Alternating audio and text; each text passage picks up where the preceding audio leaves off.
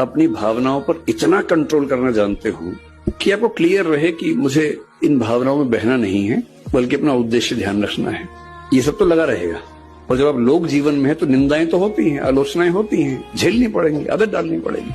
और या फिर हम तुलसीदास जी की तरह इस बात पर सीधे आ जाएं, हानि लाभ जीवन मरण जस अपजस विधि हाथ, कि हानि होगी या लाभ होगा, जिएंगे या मरेंगे, यश होगा या अपयश होगा, ये नियति के हाथ में है, मेरे हाथ में नहीं है। तो अपयश हो रहा है तो हो रहा है, कभी यश भी हो जाएगा, ऐसा क्या है। पर ये कहना बड़ा आसान है, इसको जीना बहुत मुश्किल है। कहना तो बहुत आसान है, मैंने कहा, आपने सुना, तालियां बज गई, मजा आ गया। और जब अपयश होता है ना, तब ये याद नहीं आता है।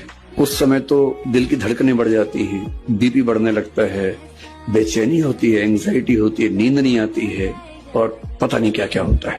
अपनी भावनाओं पर इतना कंट्रोल करना जानते हो कि आपको क्लियर रहे कि मुझे इन भावनाओं में बहना नहीं है, बल्कि अपना उद्देश्य ध्यान रखना है। ये सब तो लगा रहेगा।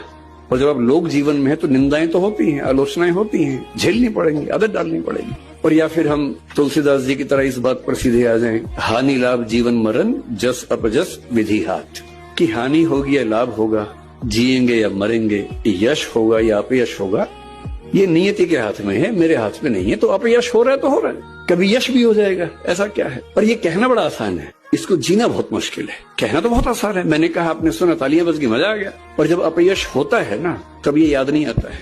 उस समय तो दिल की धड़कनें बढ़ जाती हैं, बीपी बढ़ने लगता है, बेचैनी होती है, एंग्जाइटी होती है, नींद नहीं आती है, और पता नहीं क्या क्या होता है।